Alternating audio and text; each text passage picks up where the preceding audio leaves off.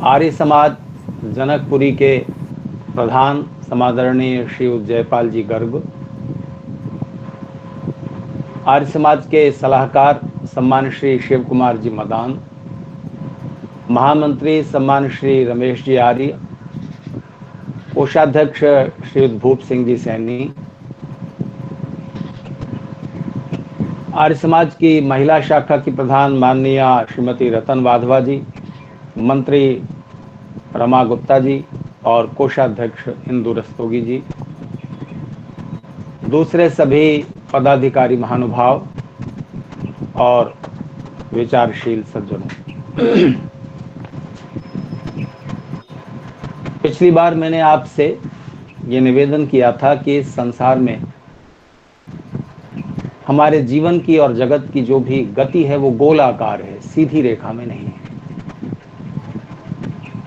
अगर आप इस ब्रह्मांड में ईश्वर की ओर से प्रकृति में जो कोई भी गति है उस पर आप विचार करें तो आपको वो हर प्रकार की गति गोल आकार में चलती हुई दिखेगी।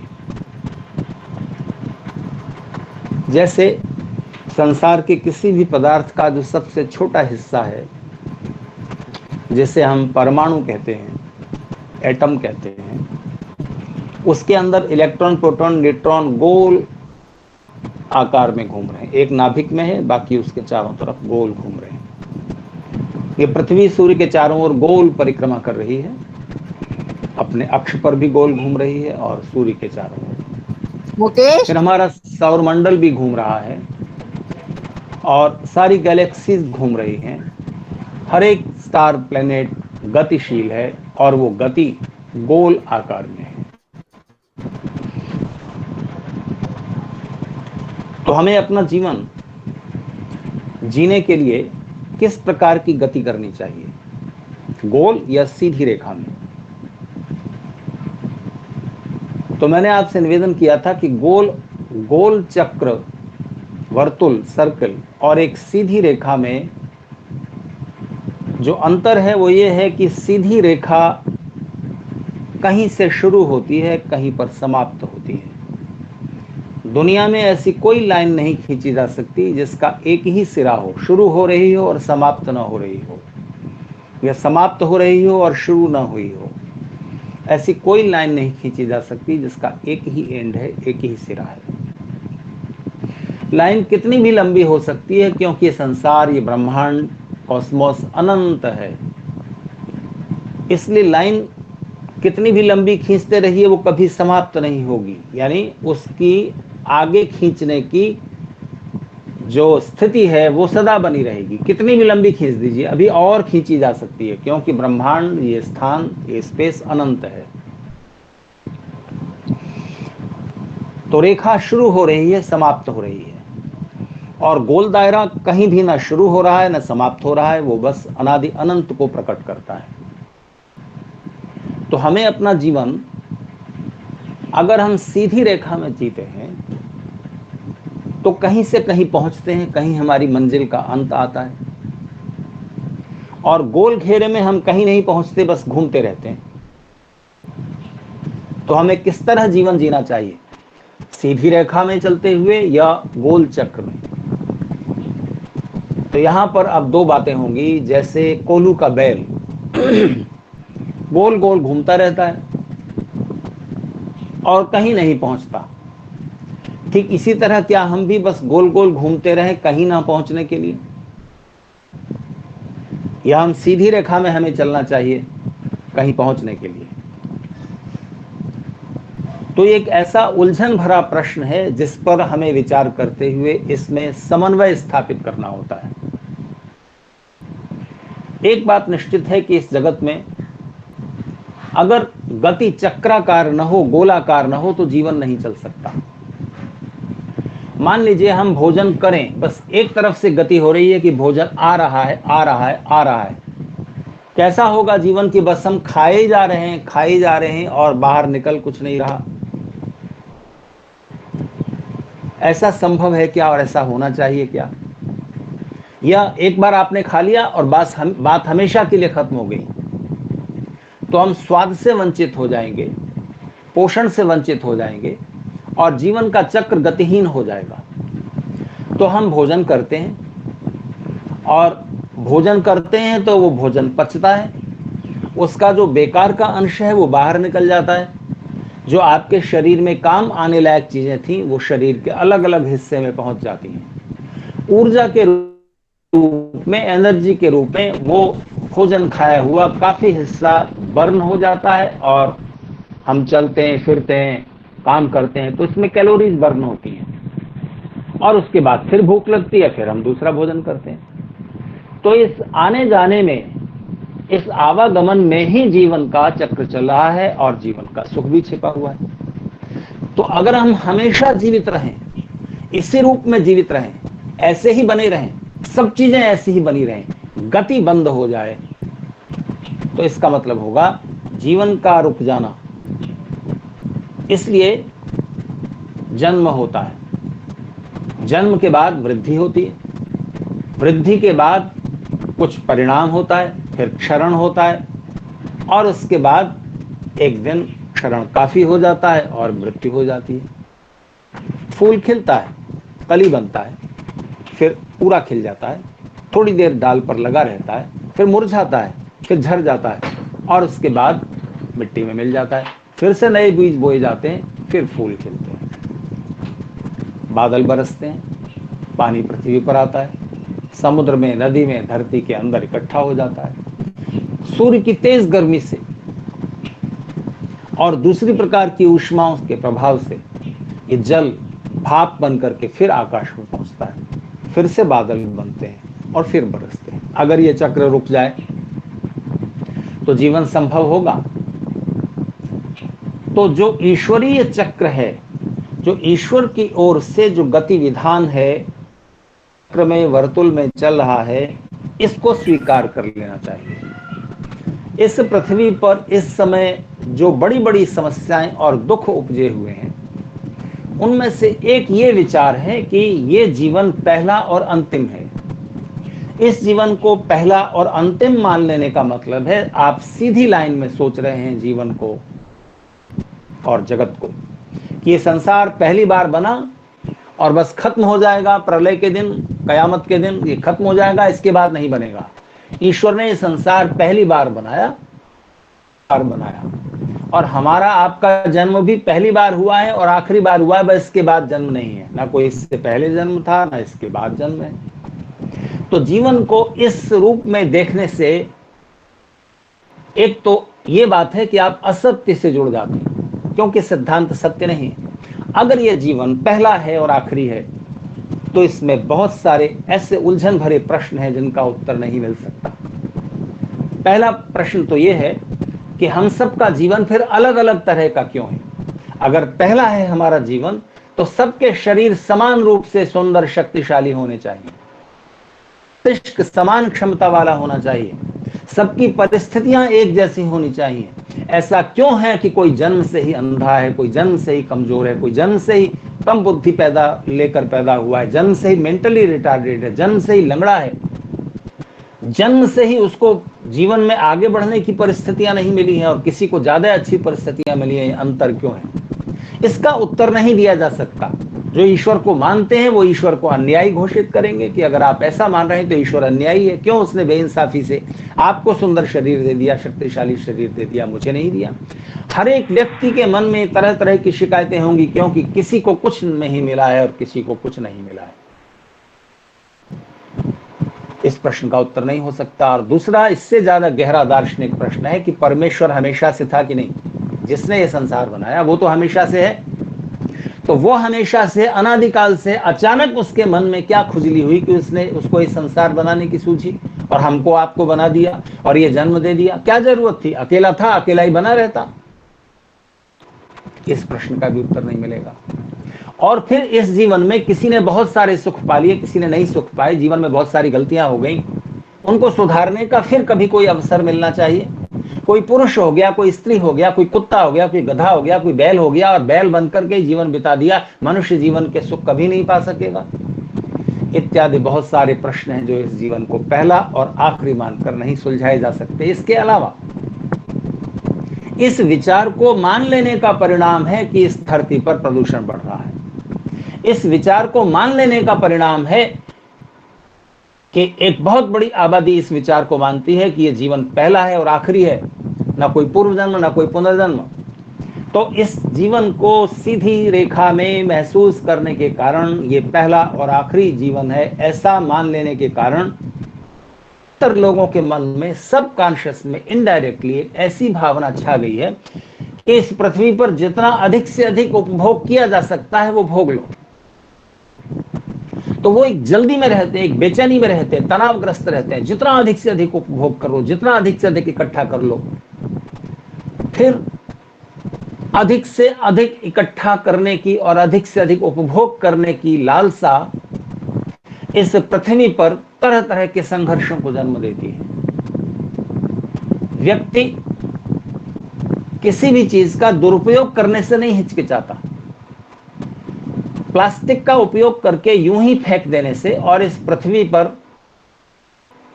पर्यावरण के चक्र में रुकावट पैदा करने से मुझे क्या, मैं तो चला जाऊंगा, 10-20 साल जिंदा रहना है, जी करके मैं तो चला जाऊंगा, उसके बाद जो बाद के लोग होंगे वो जाने। तो इस प्रकृति के पर्यावरण के चक्र को बिगाड़ने में वो व्यक्ति जरा भी हिचक महसूस नहीं करेगा,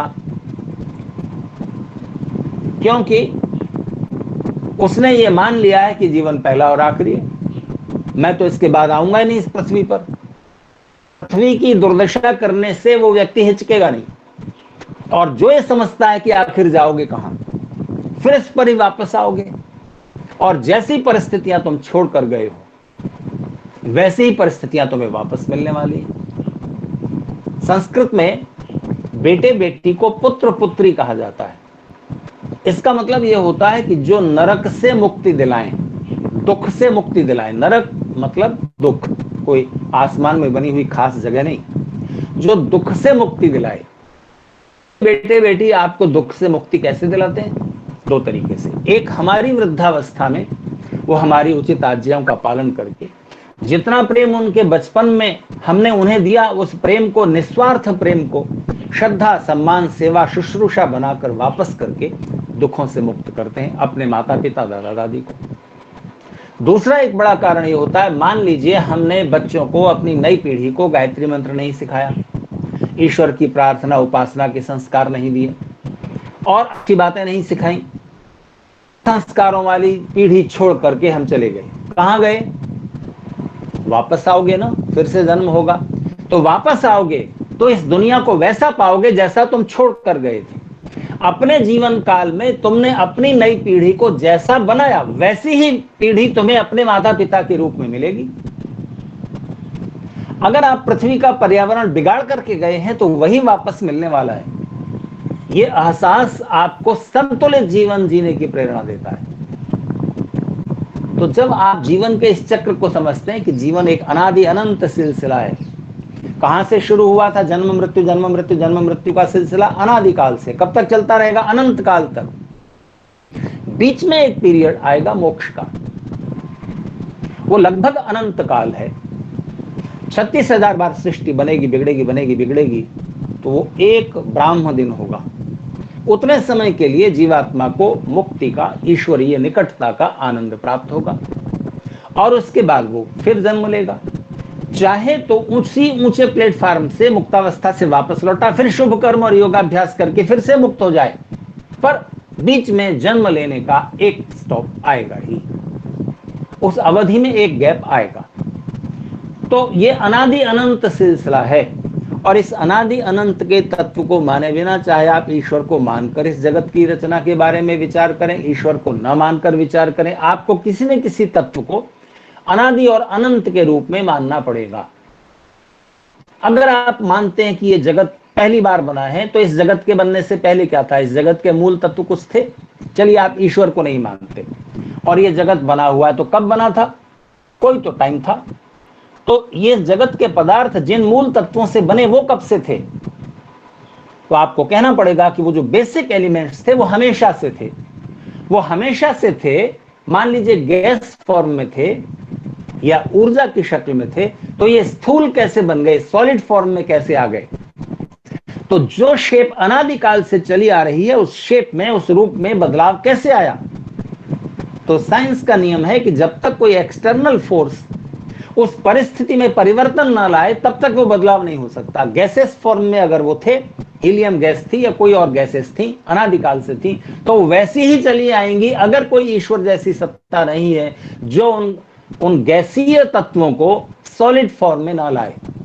कोई बाहर की एक्सटर्नल फोर्स चाहिए, और वो ज्ञान रखने वाली होनी चाहिए, क्योंकि ये संसार विधि पूर्वक रचा हुआ है, व्यवस्था पूर्वक रचा हुआ है।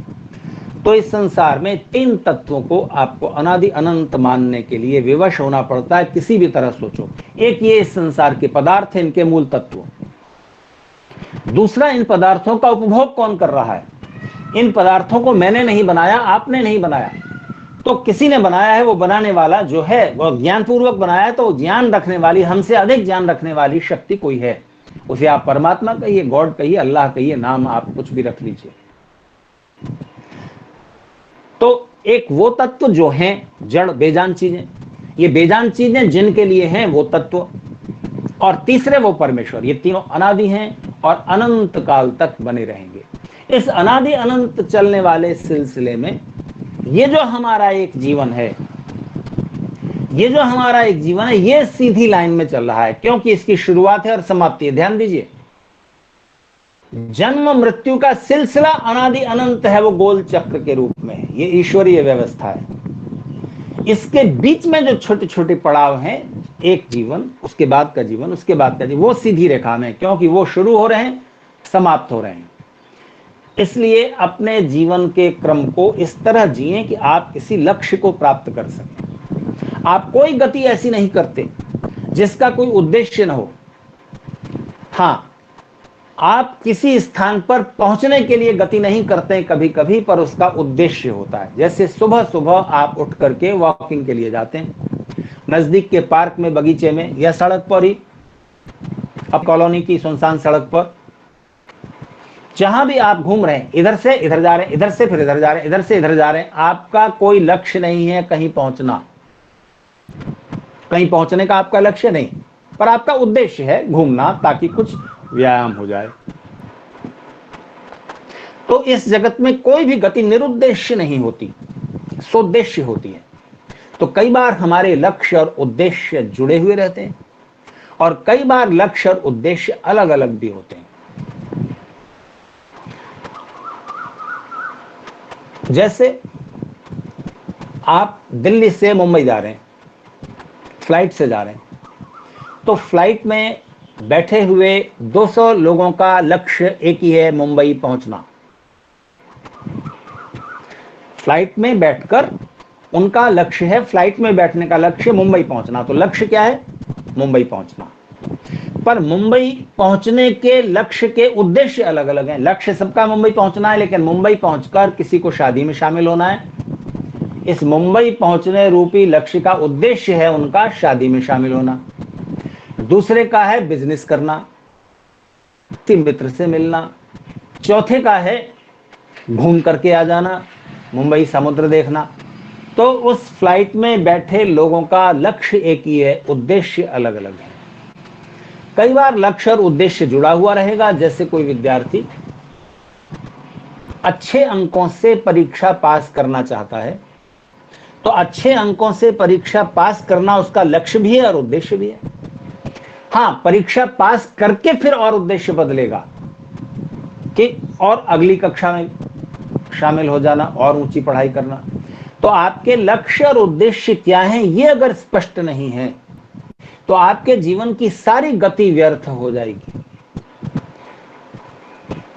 इसलिए उस चक्राकार गति को अलग रूप में समझें और रेखाकार गति को भी अलग रूप में समझें। आपको दोनों को समन्वित करना है।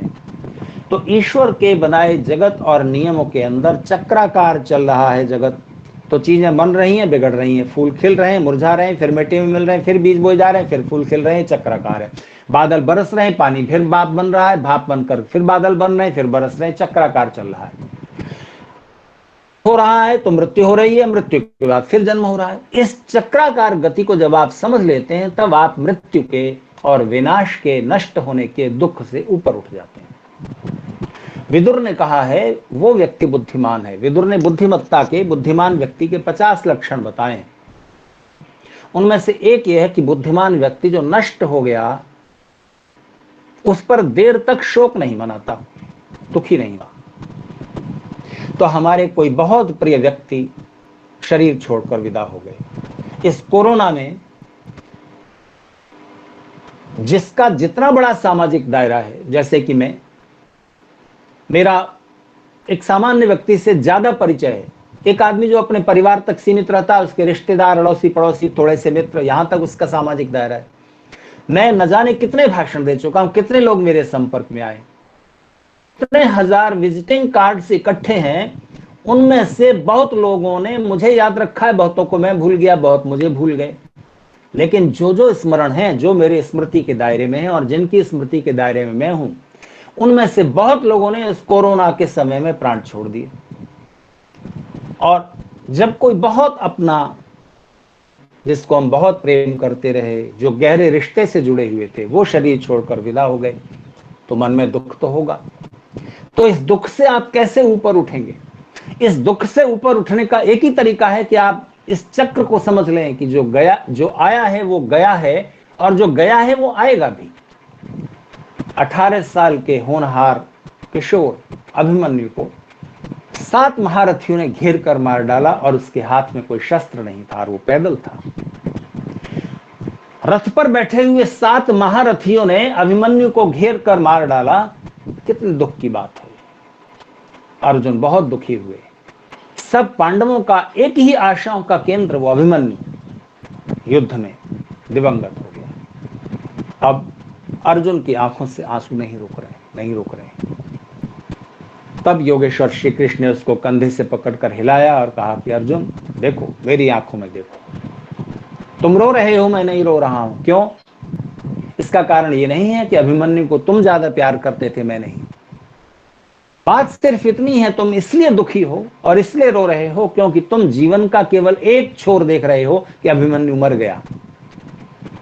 मैं जीवन का दूसरा सिरा भी देख पा रहा हूं कि उसने कहां पहले शरीर से ज्यादा उत्तम स्थिति में जन्म ले लिया। तुम सिर्फ मृत्यु देख रहे हो, मैं उसका भावी जन्म भी देख पा रहा हूं, इसलिए मैं नहीं रो रहा हूं, तुम रो रहे हो। तो आप कहेंगे हम योगेश्वर श्री कृष्ण जैसे तो नहीं हो सकते कि हम देख पाएं कि हमारे उन प्रिय व्यक्ति का कहां पर जन्म हो गया। नहीं देख सकते, कोई बात नहीं। पर आप श्री कृष्ण नहीं हो सकते, श्री कृष्ण की और ऋषियों की दृष्टि तो उधार ले सकते हो। उन्होंने जो चिंतन दिया है, उन्होंने जो दार्शनिक चिंतन दिया है, दर्शन का मतलब होता है देख पाना, उसको देख पाना जो इन आंखों से नहीं दिखाई दे सकता, जो अतीन्द्रिय सत्य हैं, वो सत्य, वो ट्रुथ जो बियॉन्ड द सेंसेस हैं, जो इंद्रियों के पार हैं, उन सत्यों को देख पाना दर्शन है, शास्त्र कहते हैं। तो ये जो दार्शनिक चिंतन है, ये जो बौद्धिक बात है, जो ये समझा रही है कि जिसका निर्माण हुआ है उसका विनाश भी होगा, और जो विनष्ट हुआ है वो बनेगा भी, इसलिए दुखी होने की क्या बात है। तो आपकी कोई चीज टूट जाती है, घड़ी टूट जाती है और कोई सामान टूट जाता है, तो आप ज्यादा दुखी नहीं होते, क्योंकि आपको स्पष्ट मन में पता है कि घड़ी दूसरी खरीद लाएंगे, कार दूसरी आ जाएगी, चलो पुरानी हो गई थी। मोबाइल चोरी हो गया, अभी 8-10 दिन पहले मेरा मोबाइल चोरी हो गया, 6-7 दिन पहले, जब मैंने पिछले रविवार का भाषण देना था उससे कुछ दिन पहले, और मैं जयपाल गर्ग जी को कह चुका था कि रविवार को मैं भाषण दूंगा। अब मुझे लिंक चाहिए, और मैं सोच रहा था कि मेरे उस फोन नंबर पर गर्ग जी फोन कर रहे होंगे, और फोन मेरा चोरी चला गया। घर में कुछ जरूरी काम था, कुछ प्लम्बर मजदूर आए और उनमें से कोई उठा ले गया। अब मोबाइल चोरी हो गया, तो अब मैं क्या करूं? तो मैंने सतीश चड्ढा जी से, सतीश आर्य जी से उनका नंबर लिया और किसी दूसरे फोन से उन्हें फोन किया, और ये निश्चित किया कि मैं रविवार को उस समय पर उपलब्ध होऊंगा और मुझे इस नंबर पर लिंक भेज दीजिए। मोबाइल के चोरी हो जाने पर कितनी देर रोएंगे, कितनी देर दुख मनाएंगे? अब ठीक है, उसका जो उपाय हो सकता है वो कर लीजिए ना। तो मोबाइल तो आप दूसरा खरीद लेते हैं आराम से, घड़ी भी दूसरी आ जाती है, नंबर जो मोबाइल के साथ चले गए, डाटा चला गया, वो भी फिर आ जाता है। अगर आपने गूगल में सेव कर रखा है तो आसानी से आ जाता है। लेकिन व्यक्ति चला गया, हमारे प्रिय व्यक्ति चले गए। बस यहां ईश्वर की व्यवस्था में विश्वास रखिए, सब कुछ चक्रवत हो रहा है, जो गए हैं वो आ जाएंगे। तय कीजिए कि अगर पिता चले गए तो आपको पिता चाहिए या वही आत्मा चाहिए। वो आत्मा चाहिए कि पिता का जड़ शरीर चाहिए? जड़ शरीर चाहिए था तो वहीं रख लेते। आजकल उपाय हैं, ऐसे केमिकल हैं, उनका लेप कर दिया जाएगा और शरीर सुरक्षित रहेगा। डीप फ्रीजर में रख दीजिए, शरीर सुरक्षित रहेगा। पर क्या करेंगे उस शरीर का? वो चेतन सत्ता चाहिए जो पिता के रूप में थी, उस रिश्ते में थी। वो आत्मा फिर वापस मिल सकती है, आपके परिवार में किसी और रूप में जन्म ले लेंगे, रिश्ता बदल जाएगा। तब क्या करेंगे आप?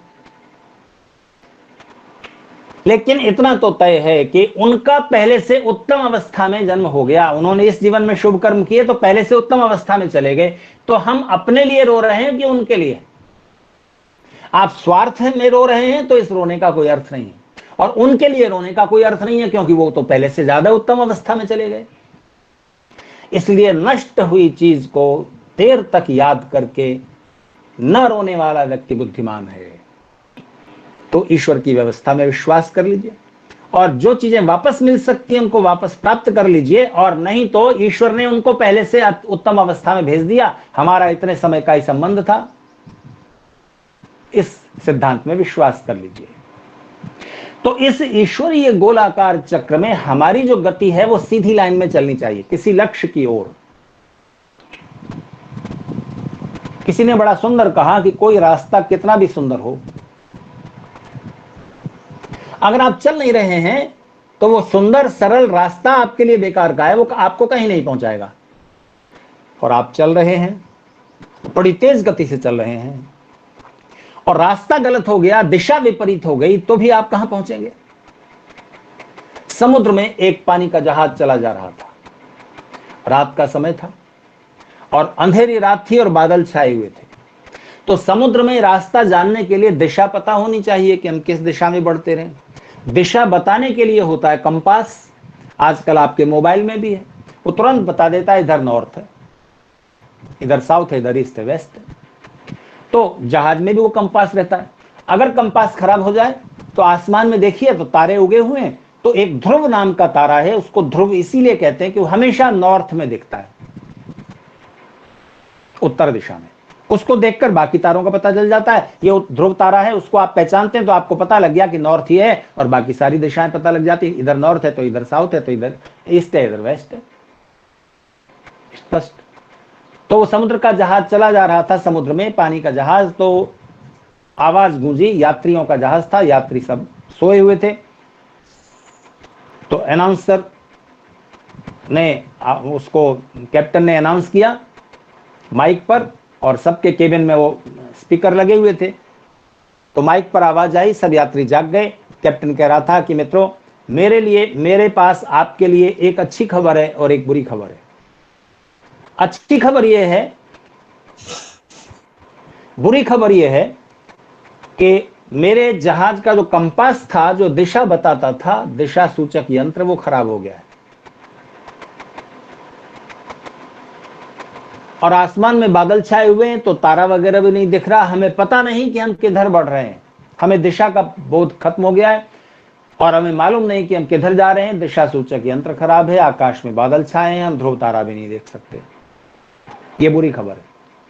और अच्छी खबर यह है कि हम बड़ी तेजी से आगे बढ़ रहे हैं। अब ये अच्छी खबर भी तो बुरी खबर ही हो गई। दिशा पता नहीं और आप विपरीत दिशा में, गलत दिशा में आप बड़ी तेजी से बढ़ते जा रहे हैं। तो जब हम कहीं यात्रा करते हैं तो हम दिशा का भी ध्यान रखते हैं, उद्देश्य का भी ध्यान रखते हैं, लक्ष्य का भी ध्यान रखते हैं, गति का भी ध्यान रखते हैं। लेकिन इस जीवन की यात्रा के संदर्भ में और इस जीवन के लक्ष्य के विषय में और इसके उद्देश्य के विषय में हम जरा भी ठहर कर विचार नहीं करते।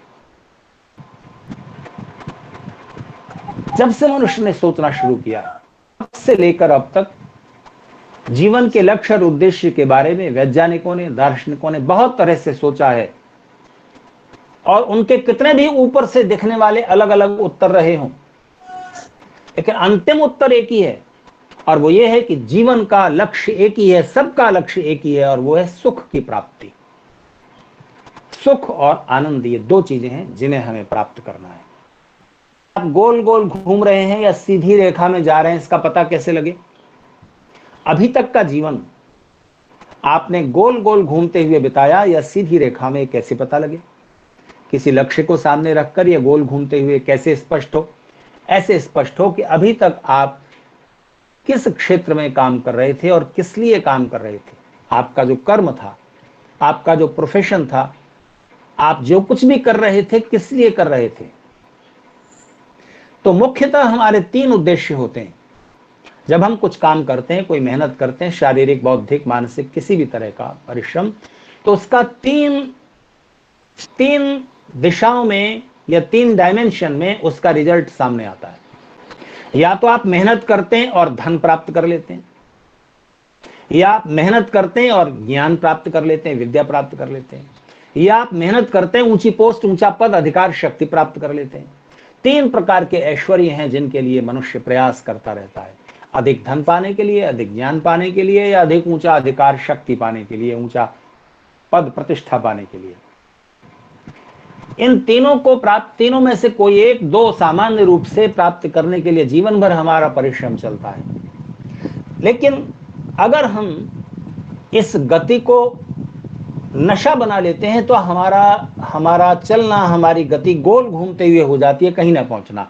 1 करोड़ हो गए, अब 2 करोड़ हो जाए, 2 करोड़ हो गए, 5 करोड़ हो जाए, 5 करोड़ हो गए, 10 करोड़ हो जाए, 20 करोड़ हो जाए, 50 करोड़ हो जाए, तो हम करोड़ करोड़ करोड़ गिनने लगते हैं और इस गोल दायरे में फंस जाते हैं और इस काउंटिंग के सुख में फंस जाते हैं कि केवल गिनते रह जाते हैं कि अब इतने हो गए, अब इतने हो गए, अब इतनी किताबें पढ़ ली, अब इतनी किताब पढ़ ली, अब ये शास्त्र भी पढ़ लिया, अब ये परीक्षा भी पास कर ली, ये भी कर लिया, ये भी कर लिया, ये भी कर लिया।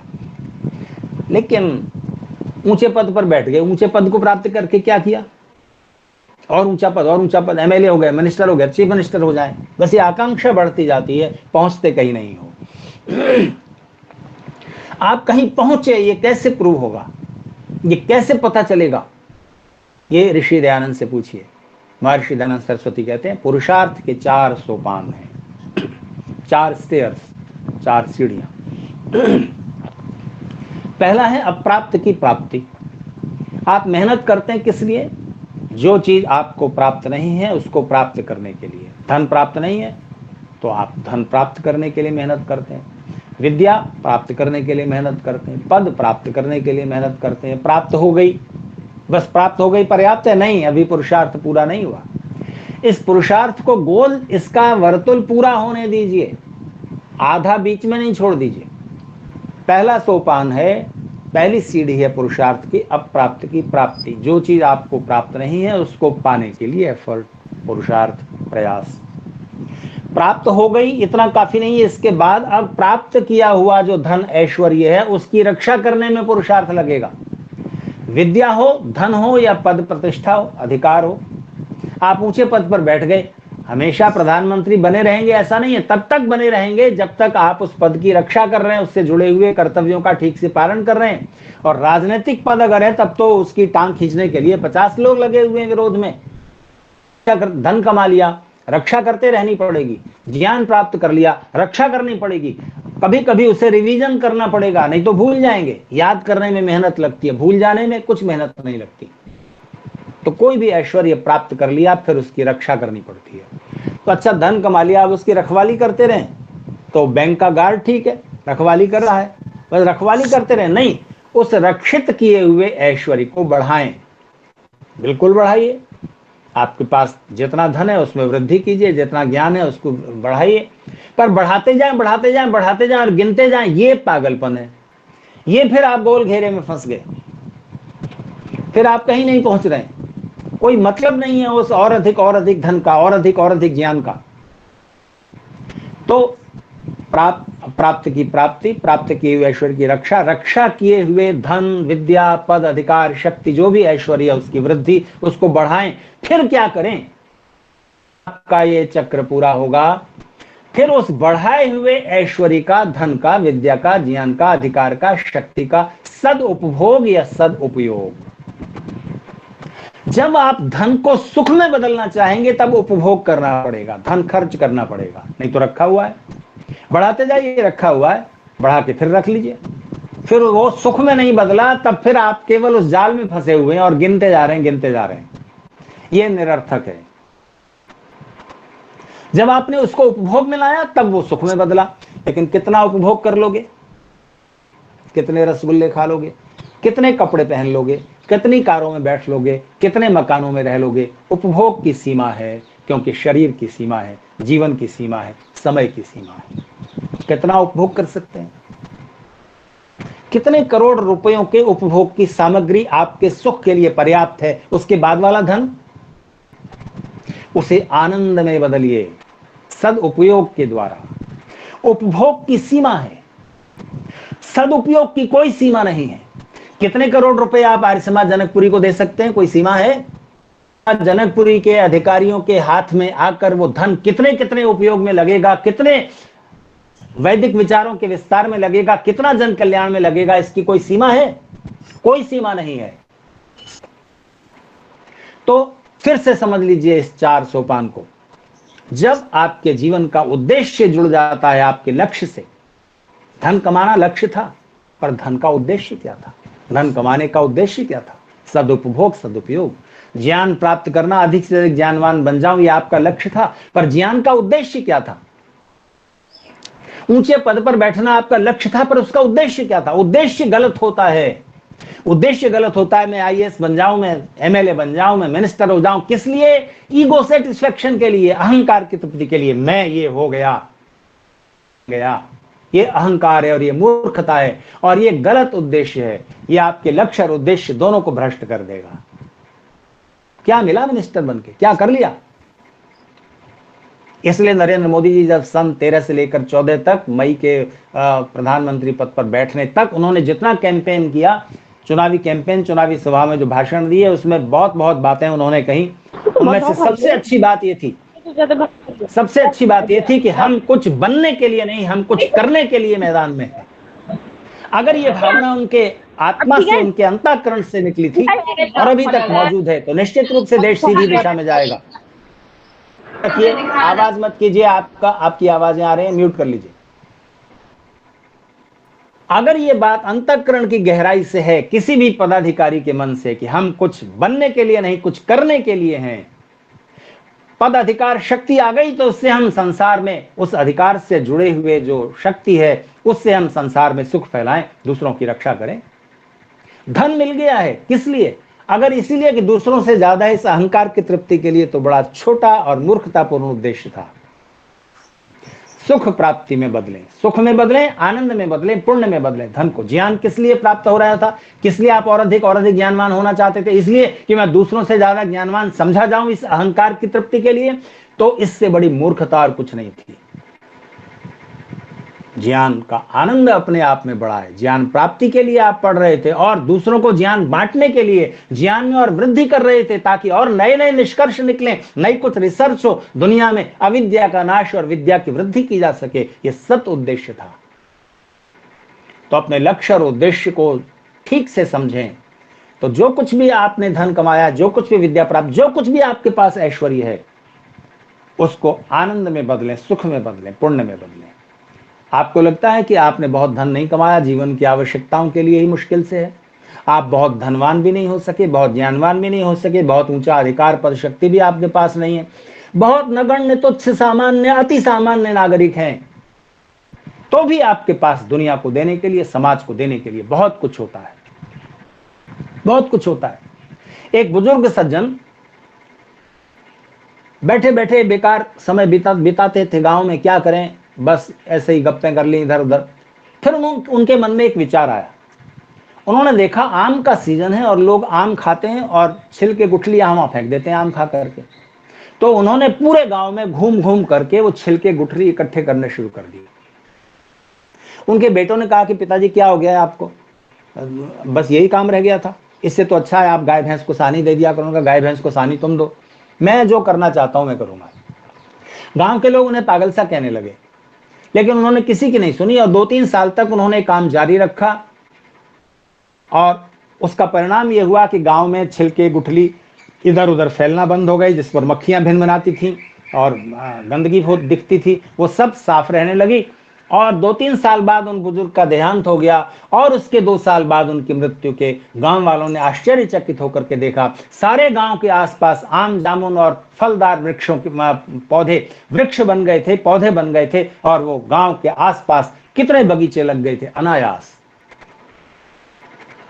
अपने एक छोटे प्रयास से कितना कुछ किया जा सकता है। और अगर ऐसे व्यक्तियों के प्रयास मिल जाएं, आर्य समाज जैसी संस्थाओं के साथ जुड़ करके उस सामाजिक चेतना को जगाने वाले आंदोलन में अगर आप धन दे सकते हैं धन दीजिए, ज्ञान दे सकते हैं ज्ञान दीजिए, समय दे सकते हैं समय दीजिए, नहीं तो उपस्थिति दे दीजिए। लगेगा कि इतने आपने इतने पुण्य कार्य में अपनी उपस्थिति दे दी, आपने मिलकर उत्साह तो बढ़ा दिया, शक्ति दे दी उस आंदोलन को। एक व्यक्ति की संख्या भी बड़े मायने रखती है। तो कुछ न कुछ तो जरूर ऐश्वर्य आपके पास है, उस ऐश्वर्य का कुछ भाग समाज कल्याण के लिए सुख में बदलिए, काफी सारे ऐश्वर्य को, और जो कुछ आप आनंद में बदल सकते हैं, पुण्य में बदल सकते हैं, उसको उस दृष्टि से आप उपयोग करें। तो जीवन को ईश्वर की व्यवस्था में जोड़कर देखिए। निर्माण भी चल रहा है, विनाश भी चल रहा है, विनाश हुआ है तो निर्माण भी हुआ है, मृत्यु हुई है तो जन्म भी होगा। आप दुख से ऊपर उठ जाएंगे, चीजों के नष्ट होने से दुखी नहीं होंगे, व्यक्ति के छूट जाने से दुखी नहीं होंगे। थोड़े समय जो स्वाभाविक मन में शोक का उद्रेक उठेगा वो तो होगा, लेकिन इसके बाद आपका जीवन सहज स्थिति में, सामान्य स्थिति में आ जाएगा, आपकी मनस्थिति ठीक हो जाएगी। और इसके अलावा अपने जीवन को ठीक दिशा में ले चलें, लक्ष्य और उद्देश्य ठीक स्पष्ट कर लें और जीवन आपका अधिक से अधिक उन्नतिशील हो। तो जीवन के, जगत के इस चक्र को समझें और अपने जीवन के सही लक्ष्य और उद्देश्य को समझें। आपका जीवन अधिक से अधिक सुख, सौभाग्य, आनंद से परिपूर्ण हो। इन्हीं सद्भावनाओं के साथ मैं अपनी बात समाप्त करता हूं और आर्य समाज जनकपुरी के पदाधिकारियों का धन्यवाद करता हूं। माननीय श्री जयपाल जी गर्ग, श्री शिव कुमार जी मदान, श्री रमेश जी आर्य, श्री भूप सिंह जी सैनी, महिला शाखा की सभी अधिकारी, वाधवा जी, रमा गुप्ता जी, इंदु रस्तोगी जी और सभी पदाधिकारी महानुभाव, और शायद आप कई आर्य समाजों के लोग जुड़कर सुन रहे होंगे इस कार्यक्रम में। उन सब आर्य समाजों के पदाधिकारियों, मुझे नाम पता नहीं, जुड़े हुए, आप सबका पुनः धन्यवाद करता हूं। इसी तरह जब तक आप फिजिकल वैसा सत्संग नहीं कर पा रहे, इस वेबिनार को जीवित रखिए, इसको चलाते रहिए और इसमें अच्छे अच्छे प्रवचन करवाते रहिए और उन विचारों से जुड़े रहिए। ये विचार जीवन की ऊर्जा हैं, इन विचारों के कारण ही ये कठिन समय बीत जाएगा। बस एक वाक्य कहूंगा और समाप्त कर दूं, कठिन समय हमेशा बना नहीं रहता है। आपके जीवन में कोरोना की वजह से काफी कठिनाइयां आ गई होंगी, बिजनेस में, परिवार में कुछ कर नहीं पा रहे हैं वगैरह वगैरह, बहुत सारी चीजें होंगी, कोई नहीं की मृत्यु भी हो गई होगी। कठिन समय हमेशा बना नहीं रहता है, पर कठिन लोग हमेशा बने रहते हैं। आर्य लोग कठिन लोग हैं, दृढ़ लोग हैं, मजबूत लोग हैं, पुरुषार्थी लोग हैं। और जब हमारा पुरुषार्थ जुड़ जाता है तब वो शक्ति, ऊर्जा और अधिक कई गुना बढ़ जाती है। इसी तरह अगर हम वैसे नहीं मिल सकते तो वर्चुअली मिलते रहिए और अपनी विचारों की ऊर्जा को, अपने उत्साह को, संकल्प को बनाए रखिए। इन्हीं सद्भावनाओं के साथ मैं फिर से आप सबका धन्यवाद करता हूं।